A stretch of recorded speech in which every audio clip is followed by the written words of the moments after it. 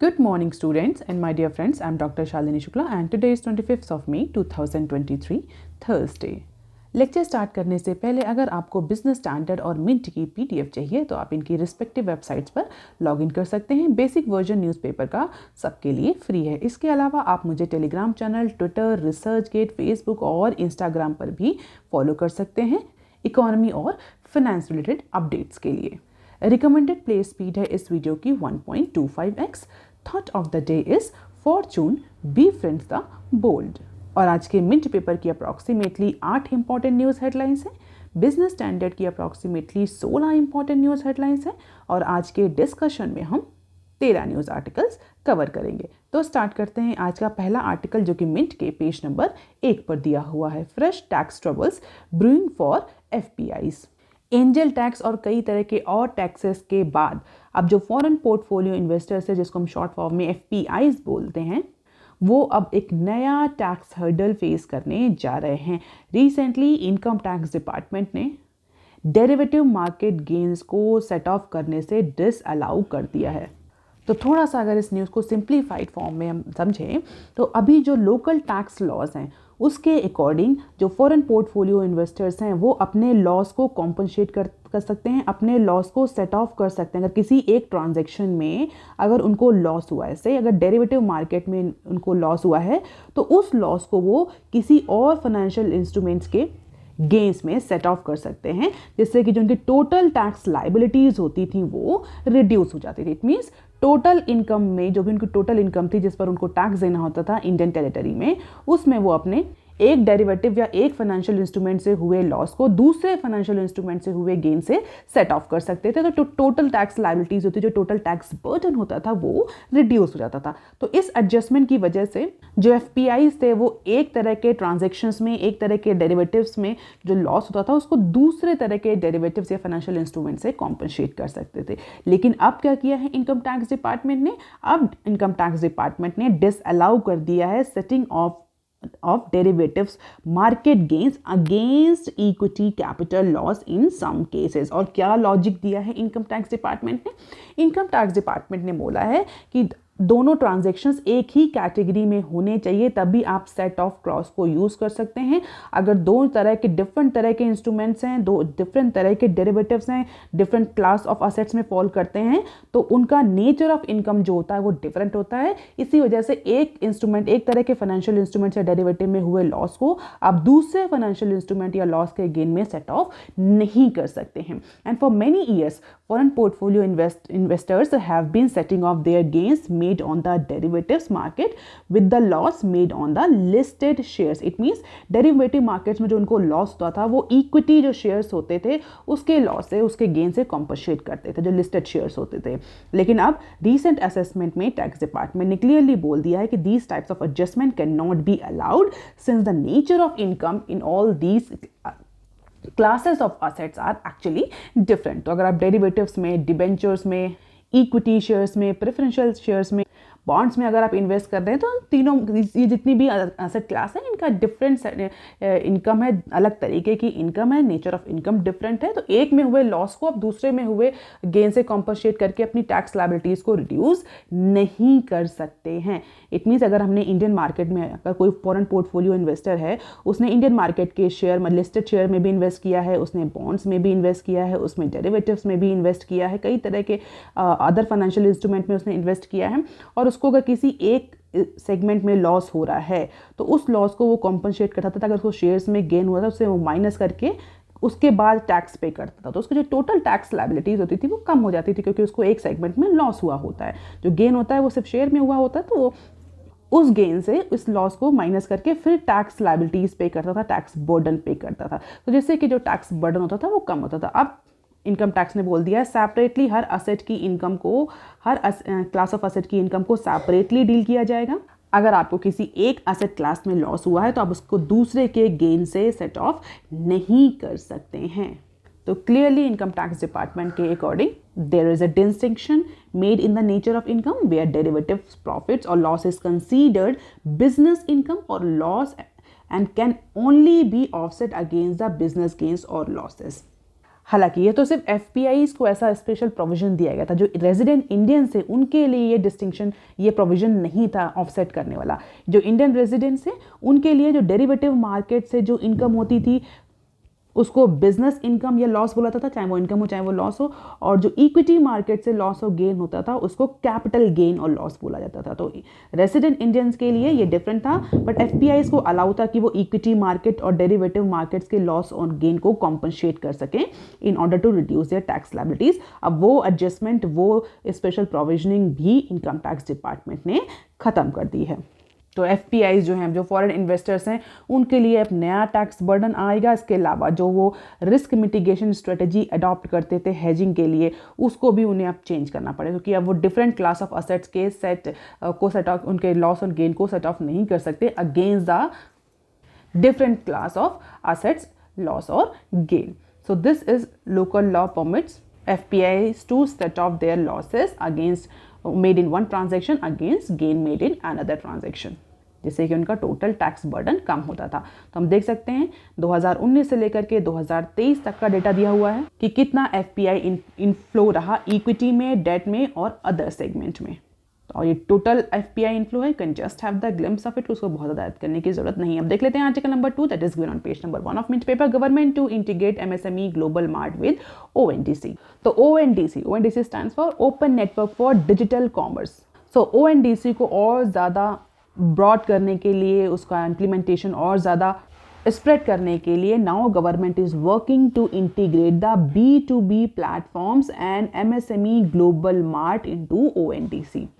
What is ONDC? Open network for digital commerce. अगर आप regularly ये चैनल फॉलो कर रहे हो तो आपको पता होगा ONDC के बारे में हम कई बार ऑलरेडी डिस्कस कर चुके हैं। तो स्मॉल स्केल बिजनेसेस को, माइक्रो स्मॉल मीडियम एंटरप्राइजेस को बूस्ट करने के लिए यूनियन मिनिस्ट्री ऑफ MSME ने डिसाइड किया है कि ONDC को इंटीग्रेट किया जाएगा, लिंक किया जाएगा डिफरेंट B2B प्लेटफॉर्म से और MSME ग्लोबल मार्ट से। इससे क्या होगा, इससे जो MSME सेगमेंट है उसको और ज़्यादा ब्रॉड ई कॉमर्स मार्केट मिलेगा, जिससे कि वो अपने B2B प्रोडक्ट्स को भी इन प्लेटफॉर्म्स पर सेल कर पाएंगे, बेच पाएंगे। और इसके अलावा MSME मिनिस्ट्री ने कई सारे और भी इनिशिएटिव लिए हैं इस सेगमेंट को स्ट्रेंथन करने के लिए। 75% सब्सिडी गवर्नमेंट प्रोवाइड करती है किसको, MSME सेगमेंट को, माइक्रो एंटरप्राइजेस को ई कॉमर्स प्लेटफॉर्म अडॉप्ट करने के लिए। तो जो B2B प्लेटफॉर्म है MSME ग्लोबल मार्ट, जो बिजनेस टू बिजनेस प्लेटफॉर्म है, ऑनलाइन प्लेटफॉर्म है, जहाँ पर B2C नहीं B2B यानी बिजनेस टू बिजनेस जो कंज्यूमर डील्स होती हैं, जो ट्रांजेक्शन्स होते हैं, उसको ONDC से लिंक कर दिया जाएगा। MSME Global Mart is one of the nodal B2B portal for this Union Ministry of MSME। तो ONDC B2C के लिए था और अब जो ये MSME Global Mart है ये B2B के लिए एक ऑनलाइन प्लेटफॉर्म था MSME मिनिस्ट्री का। अब इन दोनों ही सेगमेंट को इंटीग्रेट कर दिया जाएगा, जिससे B2C और B2B दोनों तरह के जो बिजनेस हैं वो MSME के लिए स्ट्रीमलाइन हो सके, इंटीग्रेट हो सकें और सीमलेस मैनर में ये दोनों तरह के ट्रांजैक्शंस किए जा सकें। और इसके लिए जो भी वर्चुअल अपग्रेडेशंस हैं वो मिनिस्ट्री जो है वो करने जा रही है। So it is also being integrated with ONDC to help the MSME। तो अब MSME जो है वो ONDC पर भी और ग्लोबल मार्ट जो ग्लोबल MSME मार्ट है उस पर भी दोनों तरह के ट्रांजेक्शन्स कर सकती हैं। इट्स अ वेरी इंपॉर्टेंट और इन्फ्लुएंशियल और significant decision for helping the MSME at this competitive era। अब देख लेते हैं article number 3 that is given on page number 1 of Mint paper, growth likely at 6.5% in financial year 24, war on inflation continue thus। तो CII का जो annual session हो रहा है न्यू दिल्ली में, उसमें कई सारे जो एक्सपर्ट्स हैं, हमारे जो फाइनेंस मिनिस्टर हैं, कई सारे यूनियन मिनिस्ट्रीज़ के जो मिनिस्टर्स हैं, इसके अलावा एक्सपर्ट जो इकोनॉमिक एक्सपर्ट्स हैं वो पार्टिसिपेट कर रहे हैं। तो उसी पर्टिकुलर एनुअल सेशन में कॉन्फेडरेशन ऑफ इंडियन इंडस्ट्री, जिसको हम शॉर्ट फॉर्म में CII बोलते हैं, CII के एनुअल सेशन में जो RBI के गवर्नर थे उन्होंने भी इकोनॉमी को लेकर के अपना पॉइंट ऑफ व्यू रखा और उनके अकॉर्डिंग जो इस फाइनेंशियल ईयर में इंडियन इकोनॉमी की ग्रोथ रहेगी वो 6.5 रहेगी। फाइनेंशियल ईयर 24 के लिए इंडियन इकोनॉमी 6.5% की ग्रोथ रेट से ग्रो करेगी और नेक्स्ट फाइनेंशियल ईयर 25 में ये ग्रोथ रेट 7% का मार्क जो है वो क्रॉस कर जाएगा, ऐसा मानना है RBI के गवर्नर का।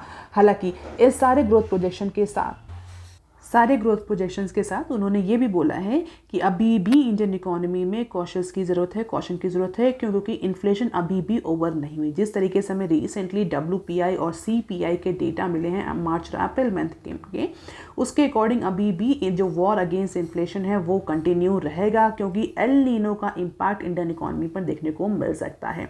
जैसे कि स्काईमेट ने भी प्रोजेक्ट किया है कि इस बार एल नीनो रहेगा, जो मानसून है वो बिलो एवरेज रहेगा, जिसकी वजह से जो एग्रीकल्चर प्रोडक्टिविटी है, जो एग्रीकल्चर प्रोडक्शन है वो डिक्लाइन करेगा और इन्फ्लेशन इंक्रीज हो सकती है। तो उसी एल नीनो के इम्पैक्ट को लेकर के जो RBI के गवर्नर हैं उन्होंने बोला है, भले ही इंडियन इकोनॉमी एक स्ट्रॉन्ग और एक इम्प्रेसिव ग्रोथ रेट रजिस्टर कर रही है, लेकिन इसके बावजूद भी जो वॉर अगेंस्ट इन्फ्लेशन है वो अभी कंटिन्यू रहेगा, क्योंकि अगर एल नीनो का इम्पैक्ट होता है इंडियन मानसून पर तो उसकी वजह से इन्फ्लेशन फिर से ही इंक्रीज करेगा। तो situation is very dynamic and war against inflation is still not over.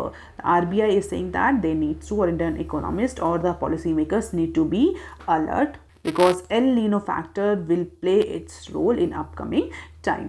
हालांकि अगर रिसेंट रिटेल इन्फ्लेशन का डेटा देखें तो अपने 18 महीनों के लोएस्ट पॉइंट पर पहुंच गया है। CPI अप्रॉक्सीमेटली 4.7% CPI रजिस्टर हुआ है in the month of April, और उसका जो प्राइमरी रीज़न था वो फूड प्राइजेस में मॉडरेशन था।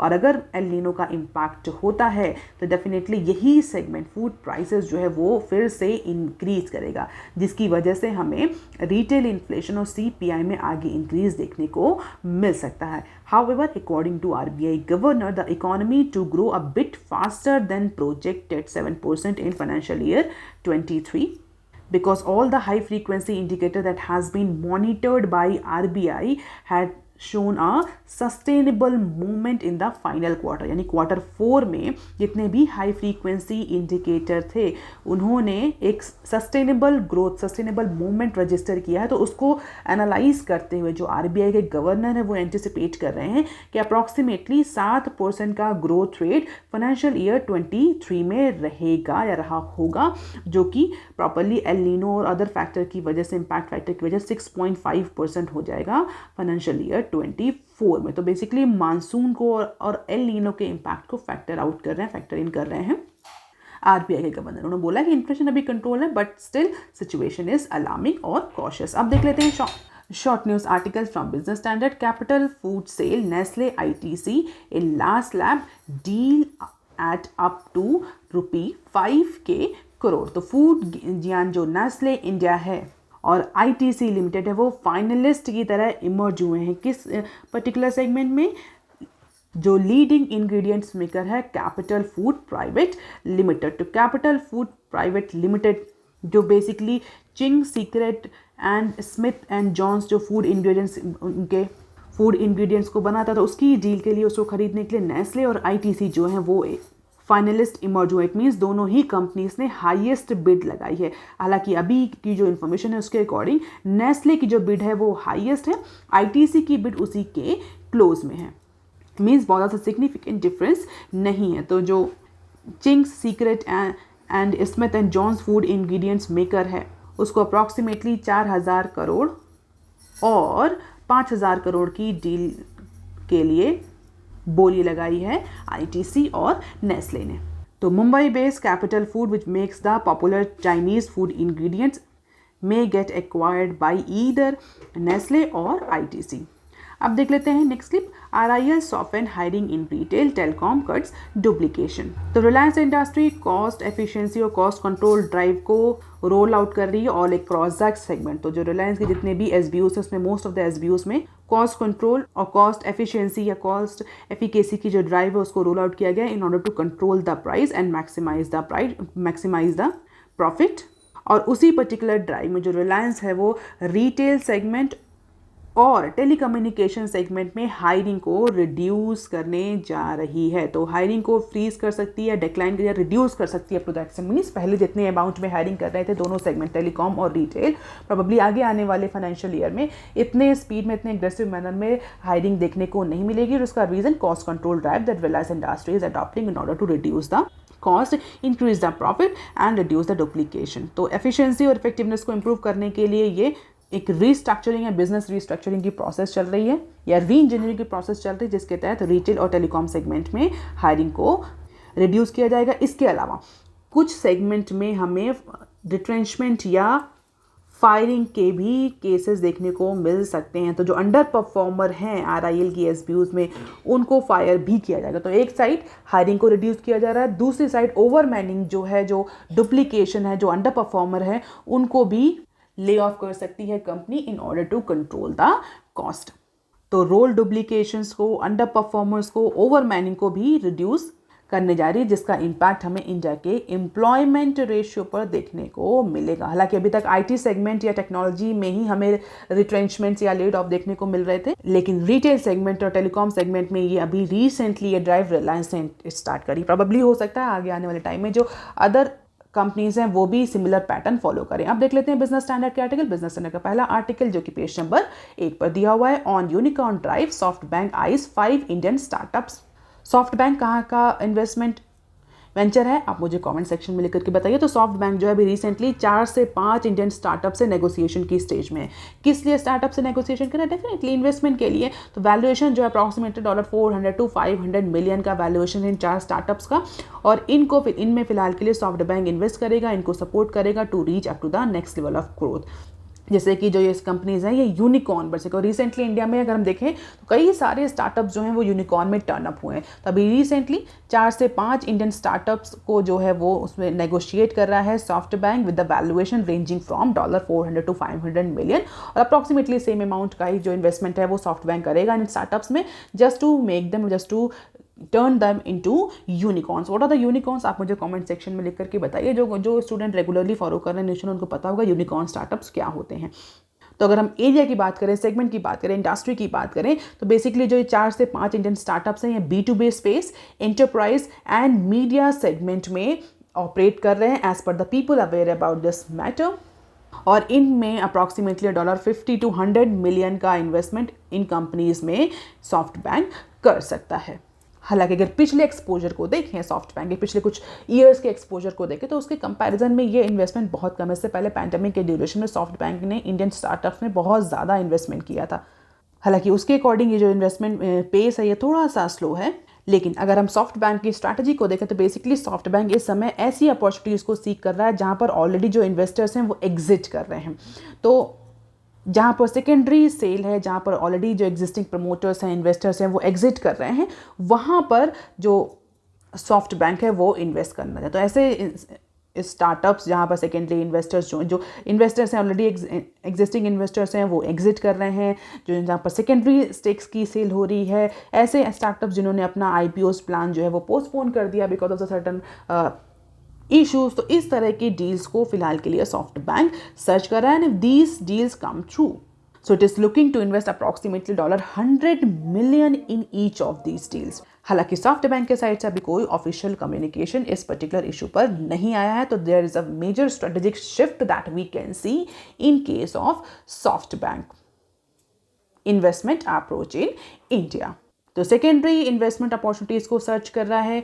जो ग्लोबल अप्रोच है वो अभी AI, जो अदर जो ग्लोबल फंड इन्वेस्टर्स हैं, वेंचर कैपिटलिस्ट हैं, प्राइवेट इक्विटी इन्वेस्टर्स हैं, वो फिलहाल के लिए AI जैसे सेगमेंट, टेक्नोलॉजी जैसे सेगमेंट पर फोकस कर रहे हैं, जबकि जो सॉफ्ट बैंक है उसने इंडिया के केस में थोड़ा सा अपना जो स्ट्रैटेजिक पर्सपेक्टिव है, जो फोकस पर्सपेक्टिव, उसको थोड़ा सा चेंज किया। अगर हम फाइनेंशियल ईयर 22 की बात करें तो सॉफ्ट बैंक ने इंडिया में ह्यूज इन्वेस्टमेंट किया था, और वो इन्वेस्टमेंट बेसिकली SaaS फर्म्स में था। अप्रॉक्सीमेटली $500 मिलियन तक का इन्वेस्टमेंट देखने को मिला था टेक्नोलॉजी फर्म में। And the company would end 2023 flat with total investment below than $500 million, जो कि पिछले साल से कम है। जैसा कि हमने डिस्कस भी किया कि सॉफ्ट बैंक ने भी रिसेंटली जो अपना इन्वेस्टमेंट इंडिया में वो थोड़ा सा रिड्यूस किया। पैंडेमिक के ड्यूरेशन में बहुत एग्रेसिवली सॉफ्ट बैंक जो था इंडियन स्टार्टअप्स में इन्वेस्ट कर रहा था, जिसका इंपैक्ट हमें इंडिया के यूनिकॉर्न सेगमेंट पर भी देखने को मिला था। कई सारे जो इंडियन स्टार्टअप्स थे वो यूनिकॉर्न में टर्न अप हुए थे। अब देख लेते हैं article number 5 that is on page number 4 of Business Standard, retrospective booster to put surety bonds in first lane. Recently हमने श्योरिटी बॉन्ड्स को लेकर के एक न्यूज़ कवर करी थी, जहां पर हमने डिस्कस किया था कि जो इंश्योरेंस रेगुलेटरी अथॉरिटीज़ है उसने मिनिमम जो कैपिटल रिक्वायरमेंट है, जो सॉल्वेंसी रिक्वायरमेंट थी, उसको रिड्यूस कर दिया था श्योरिटी बॉन्ड्स में बिजनेस करने के लिए। तो इंश्योरेंस सेगमेंट के लिए जो इंसॉल्वेंसी रिक्वायरमेंट थी 1.8% की, उसको रिड्यूस करके 1.5% इंश्योरेंस रेगुलेटरी अथॉरिटी ने कर दिया था, just to attract more investment, more venturing into surety bond business. So in a bid to expand the surety bond insurance ecosystem in National Highway Development, now center is allowing the contractor engaged with MORTH यानी ministry of road transportation and highways of India to convert their existing bank guarantees into surety bonds insurance products. और ये कैसे? Retrospective effect से, यानी ऐसा नहीं कि जब ये इंप्लीमेंटेशन स्टार्ट हुआ उस दिन से, रिट्रोस्पेक्टिव पीछे के जो बैंक गारंटीज हैं, पिछली जो बैंक गारंटीज हैं, उनको भी श्योरिटी बॉन्ड इंश्योरेंस प्रोडक्ट में कन्वर्ट किया जा सकता है एज पर द गवर्नमेंट। और इसका सीधा पर्पस यही है कि इंडिया में श्योरिटी बॉन्ड जो बिजनेस है, श्योरिटी बॉन्ड जो इंश्योरेंस प्रोडक्ट बिजनेस सेगमेंट है, इकोसिस्टम है, उसको स्ट्रेंथन किया जाए। और स्पेशली इंफ्रास्ट्रक्चर डेवलपमेंट में श्योरिटी बॉन्ड के बिजनेस को और ज़्यादा एक्सपेंड करने के लिए सेंट्रल गवर्नमेंट ने सिग्निफिकेंट डिसीजन लिया है, जहां पर ऐसे कॉन्ट्रैक्टर जो कि मिनिस्ट्री ऑफ रोड और ट्रांसपोर्ट एंड हाईवेज के बिजनेस या कॉन्ट्रैक्ट को लिए हुए हैं, वो अपने एग्जिस्टिंग बैंक गारंटीज को अगर चाहें तो श्योरिटी बॉन्ड्स प्रोडक्ट में कन्वर्ट कर सकते हैं एज पर अवर यूनियन मिनिस्टर नितिन गडकरी।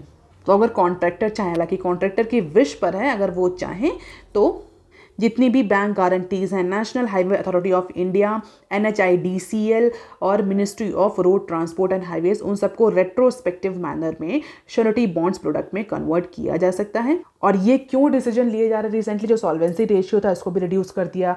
अब जो बैंक गारंटीज है उनको श्योरिटी बॉन्ड में कन्वर्ट करने की भी परमिशन सेंट्रल गवर्नमेंट ने दे दी। तो क्योंकि बेसिकली गवर्नमेंट चाहती है कि इंडिया में जो श्योरिटी बॉन्ड इंश्योरेंस मार्केट है वो और ज़्यादा डीप हो और ज़्यादा पेनिट्रेट करे। श्योरिटी बॉन्ड्स को लेकर के बहुत ज़्यादा पेनिट्रेशन, इवन श्योरिटी बॉन्ड्स को लेकर के ही क्यों, इंश्योरेंस सेक्टर का अगर हम देखें तो बहुत ज़्यादा पेनिट्रेशन नहीं है इंडियन इकोनॉमी में। तो दोनों ही सेगमेंट को ज़्यादा इंक्रीज करने के लिए, ज़्यादा डीप करने के लिए, उनका पेनिट्रेशन इंक्रीज करने के लिए गवर्नमेंट और रेगुलेटर्स जो हैं वो टाइम टू टाइम बहुत सारे डिसीजन लेते रहते हैं। और इस लास्ट ईयर का जो फाइनेंशियल ईयर 23 का बजट था उसमें भी हमारी जो फाइनेंस मिनिस्टर है उन्होंने अनाउंस किया था कि जो श्योरिटी बॉन्ड्स है उसको बैंक गारंटी के सब्स्टिट्यूशन में यूज़ किया जा सकता है। हालांकि इस अनाउंसमेंट के बाद भी बहुत ज़्यादा पेनिट्रेशन हमें श्योरिटी मार्केट में श्योरिटी बॉन्ड मार्केट में देखने को नहीं मिला था।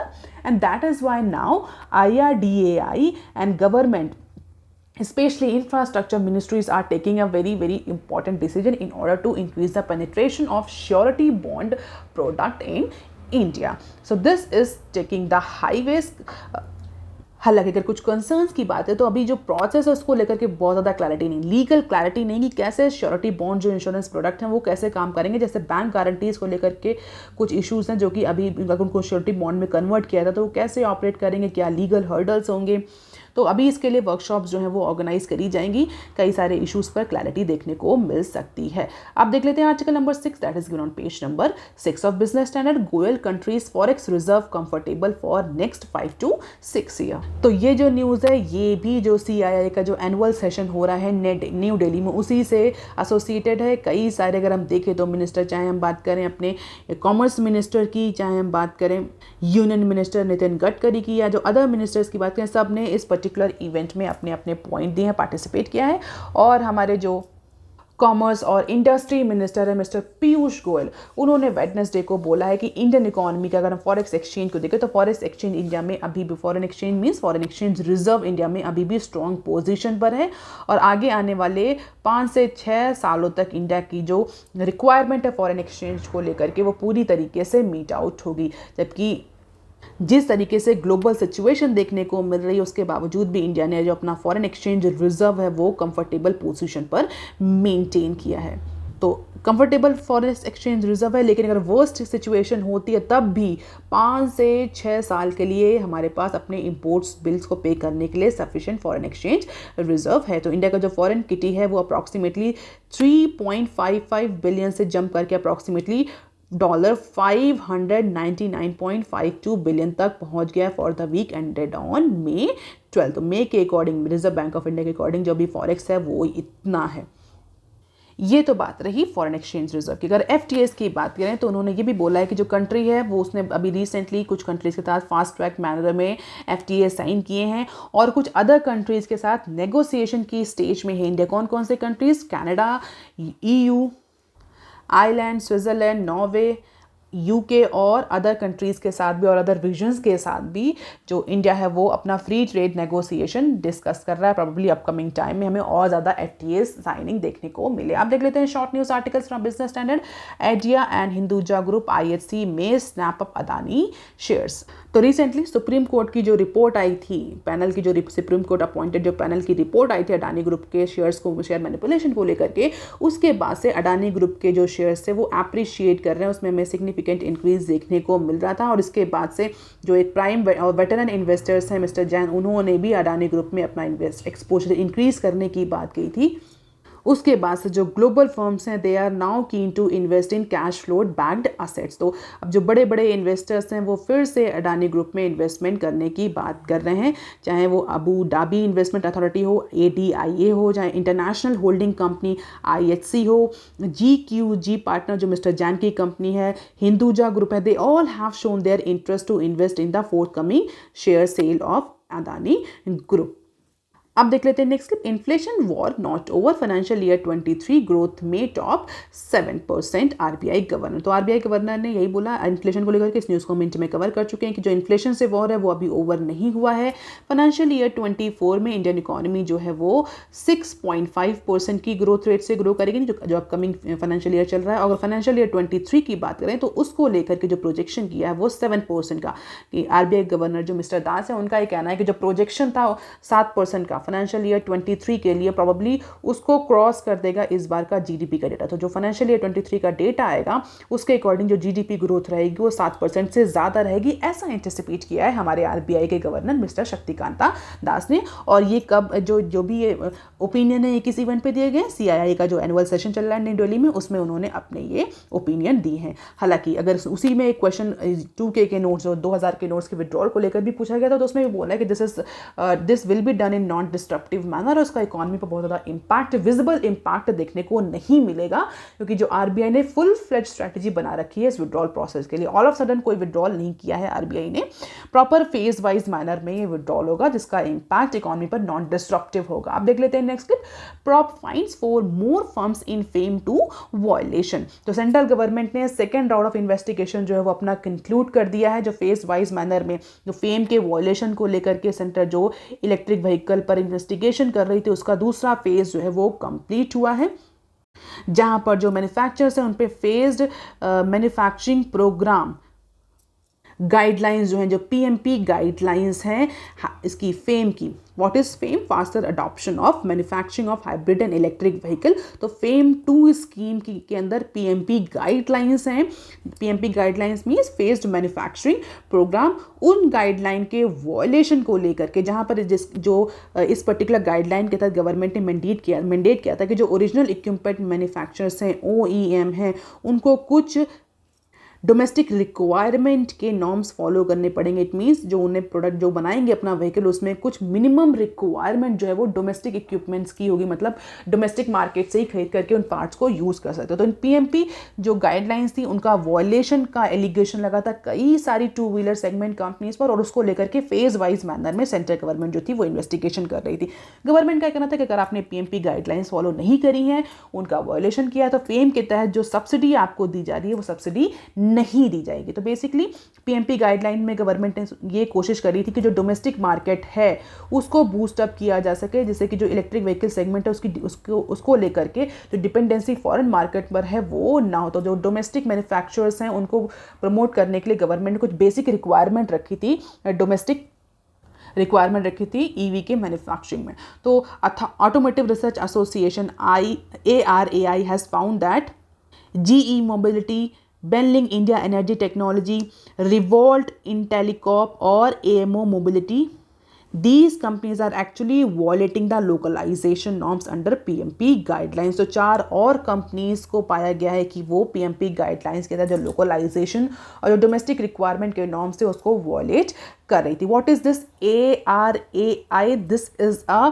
Statutory body under the ministry of heavy industry, और ये बेसिकली जो एलिगेशंस हैं EV मेकर्स पर लोकल इक्विपमेंट नॉर्म्स को लेकर के, लोकल इक्विपमेंट यूजेस के नॉर्म्स को लेकर के उसको प्रॉप कर रही। ARAI, आप उसको याद कर सकते हैं अगर आप किसी भी कॉम्पिटेटिव एग्जाम की तैयारी कर रहे हैं तो ये this automotive research association of India ARAI, ये important, this is a nodal agency of और statutory body that works under the ministry of heavy industry. तो यही एसोसिएशन जो है वो इन 2V मेकर्स को, 2 इलेक्ट्रिक व्हीकल सेगमेंट के जो मेकर्स हैं इनको प्रॉप कर रही है। और इसके अकॉर्डिंग 4 और फर्म्स ऐसी पाई गई जिन्होंने फेम 2 के पीएमपी गाइडलाइंस का वॉयलेशन किया है। पीएमपी गाइडलाइंस में जो लोकल इक्विपमेंट यूजर्स नॉर्म्स है उसका वॉयलेशन किया है। अब देख लेते हैं next step, government consider changes to MSME scheme.